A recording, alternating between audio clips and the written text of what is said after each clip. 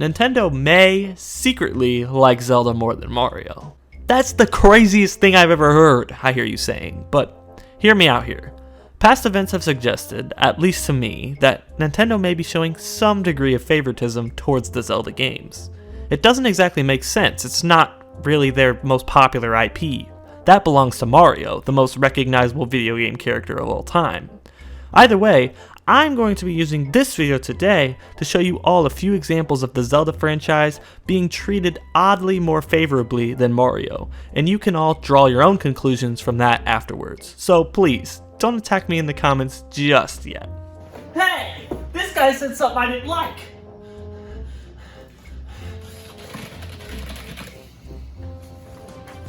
My main hunch for this entire claim comes from how Nintendo treats Mario when it comes to remaking games.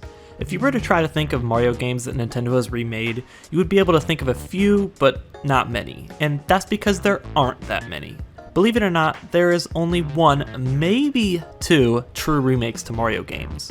However, I should probably elaborate on what I mean when I say remake before moving forward, as there has always been a blurred line on the difference between a remake, remaster, and port. So let me give a concrete definition of all of these for use in this video. A port of a game involves bringing a game from one console over to another console, so it is then playable on both, obviously. This is usually done to increase total sales of the game by bringing it to a new audience that may not have had it on the previous console. A remaster of a game involves upscaling or redrawing all the graphics of the game, as well as usually re-recording the music and voice lines. And finally, a remake of a game is basically the same as a remaster, but it also includes quality of life improvements, extra content, or overhauls to the gameplay to create an even better experience than the original. So, following this criteria, the two Mario games that can be considered remakes are Super Mario All-Stars and Super Mario 64 DS.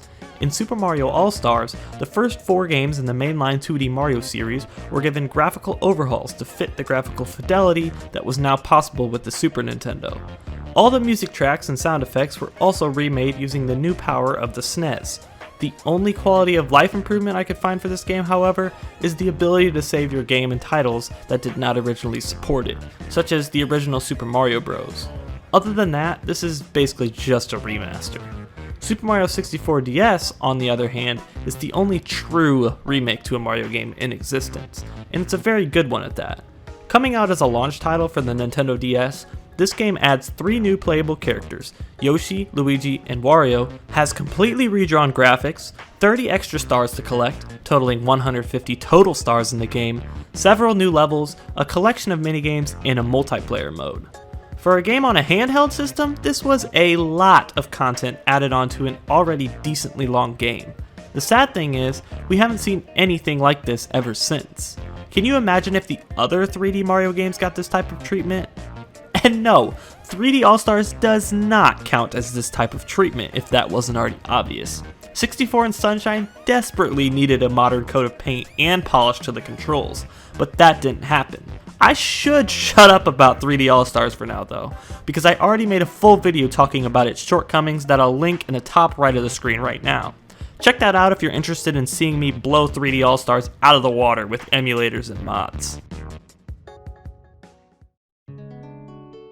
Anyways, setting Mario aside for a bit, let's talk about Zelda remakes. As you may have thought, Zelda has a much larger amount of substantial remakes than Mario does, clocking in at an astounding 5 true remakes compared to Mario's 1 remake. 2 if you want to stretch the definition of remake. The Zelda team has remade Ocarina of Time, Majora's Mask, Link's Awakening twice, Wind Waker, and Twilight Princess. Each of these remakes contains substantial changes to the game that either improve the quality of gameplay or added extra content, such as new dungeons or side quests. As a matter of fact, we're going to be taking a look at each remake and giving a quick summary of the changes of each. First off, we have Ocarina of Time 3D. This 3DS title came out very shortly after its launch, and probably has the least amount of changes out of all these remakes. First off, obviously, the graphics were completely overhauled, along with the music and sound effects, giving the whole game a much cleaner look and feel. The N64 version's graphics had their charm, but you can't deny that this looks quite a bit better. Additionally, the new Sheikah stones were added all around Hyrule in order to assist Link if he got stuck. These stones could be used to view visions of puzzles being solved or show how to progress the story. This was likely added to prevent younger or less experienced players from getting lost, as sometimes it isn't super clear as to what the player is supposed to do next. The water temple also received a quality of life improvement that many appreciated. There are now plaques on the wall wherever the player can play Zelda's Lullaby to raise and lower the water level. These plaques show exactly what will happen to the water at that specific location when the song is played. This was very helpful in making the water temple less of a pain to go through, since it was widely regarded as one of the worst dungeons in the N64 version. Finally, there has been a new challenge mode added at your bed in Kokiri Forest where you can re-battle bosses you've killed before, and also take on a boss gauntlet.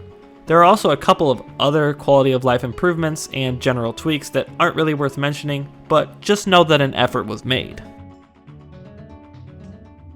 Next up, let's take a look at Majora's Mask 3D. This remake had substantially more additions and improvements compared to Ocarina of Time 3D, but that's honestly because it needed it more. This game was a little rushed, and it was apparent after release that a few tweaks were needed. In the remake, most of the bosses have been reworked with balancing changes and general improvements to make the fights easier to understand. Additionally, each of the mask transformations have seen various quality of life improvements to improve control. However, some of both the mask and boss tweaks seem to have not sat well with fans for the most part. Multiple additional save points have also been added across the map. The Bomber's Notebook has been greatly improved, Clocktown has seen major visual and layout overhauls, as well as a new side quest, and some masks have been redesigned from their originals. All on top of that, fishing, which wasn't in the original game, has been added in 2 locations on the map. There's probably some other stuff that I'm missing with this one since it changed a lot, but that's the basic gist of it. The next remake, and the most recent one, is Link's Awakening for Switch. This title was originally on the Game Boy, so the graphics obviously saw a huge improvement, and they are by far the most beautiful of all the remakes, at least in my opinion, closely followed by Wind Waker HD, which we'll talk about soon. The music and sound effects also obviously saw a remaster for this title, since Game Boy sound on a Switch probably would seem a little out of place. Additionally, this remake includes an all-new dungeon builder run by Dompe, the Graveyard Keeper. In this mode, you can place chambers on a grid to create your own custom dungeons. The game also includes a more detailed map, improved controls and utilization of the extra buttons on the Switch controller, as well as more seashells to find and improvements to the trading quest. The game itself is very short since it was on the Game Boy, but the amount of improvements and extra stuff they managed to pack into this was appreciated by many. Moving on, we have Wind Waker HD, which came out on the Wii U. This game features upscaled graphics and improved lighting, as well as remastered music and sound effects. However, the main attention grabber for longtime fans of the game when this was released were the modifications to the quest to collect the Triforce. This process was greatly streamlined and made less tedious, as it was notorious for its severe detriment to the overall pacing of the game. On top of that, sailing saw some significant quality of life improvements, and a brand new hero mode was added. This mode is very similar to the one found in Skyward Sword, where enemies deal double damage and hearts no longer appear in the world, so the player must rely solely on potions and fairies for healing. There was also some Miiverse functionality added in the form of the Tingle Bottle, but that has since been long forgotten. Rest in peace, Miiverse. And finally, I feel like we've been talking about Zelda remakes forever, we have Twilight Princess HD. The changes in this title are very similar to the ones found in Wind Waker in terms of graphics and sound, and the same hero mode is also implemented into the game. Additionally, a new item was added called the Ghost Lantern that makes the side quest of finding Poe Souls less tedious. Finally, a ton of functionality for Amiibo was added as well, with some being as simple as replenishing your hearts or arrows, to more complicated ones like the Wolf Link Amiibo, which unlocks an entirely new dungeon similar to the Cave of Ordeals, with a series of combat challenges and very little chances to restore your health. The difference this time is that you'll be doing battles as Link in his wolf form rather than his human form. As you can see, I just spent much more time talking about Zelda remakes than I did Mario ones, and that's where the point of this video comes in.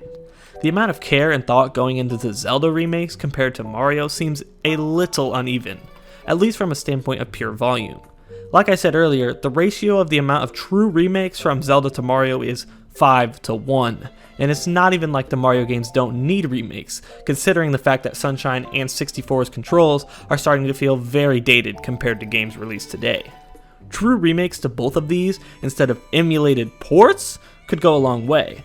Nintendo definitely has the ability to do it, as we saw a great remake for 64DS, with the only downside being the controls, since the DS did not have an analog stick to allow for more precise movement.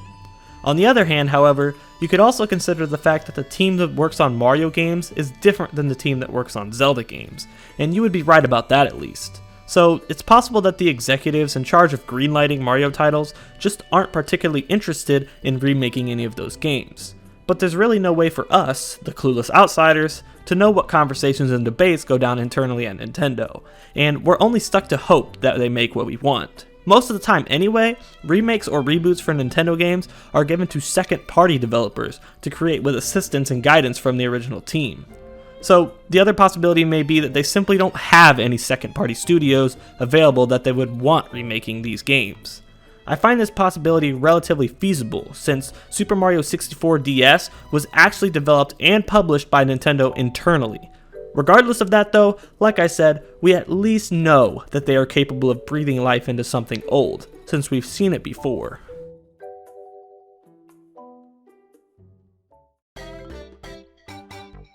There have also been a couple other scenarios of Zelda getting extra content that didn't really fit in the realm of remakes, so let's talk about those too.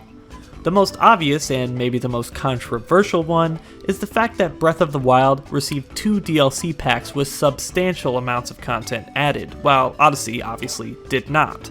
The only things added to Odyssey were various new cosmetic outfits in the shop, Nintendo Labo VR support, and Luigi's Balloon World, a very small side mode where online players hide balloons around a kingdom for others to find. The reason I call this controversial is the fact that we don't know for sure whether or not there will be an Odyssey sequel coming out. All of the extra content for the original Odyssey could have been saved for the sequel instead of released as DLC packs. So this argument isn't super valid, at least for now. However, that's not the only time something like this has happened. Back in 2002, a revamped version of Ocarina of Time was released on the GameCube as a bonus for those who pre-ordered Wind Waker. This version included Master Quest, which redesigns each dungeon to make them more difficult, with modified layouts, additional enemy placements, and extra hazards. The Master Quest was also included in the 3DS version. This time, it's similar to the hero modes in Wind Waker and Twilight Princess HD, with double damage and stronger enemies, but with even more changes, including the modified dungeons. The whole world is now mirrored from the original game. Super Mario 64 never saw any sort of hard mode similar to this. And finally, there's one more example that I found, and that involves Link's Awakening DX for the Game Boy Color. This game technically is also a remake of Link's Awakening, but the one on the Switch is way more substantial, so I mentioned that first. Regardless, this version added new side quests, an entirely new dungeon, and various quality of life improvements and tweaks to improve the gameplay experience. They could have simply just added color to the game for the Game Boy Color version and called it a day, but they chose to go the extra mile, as we've seen time and time again.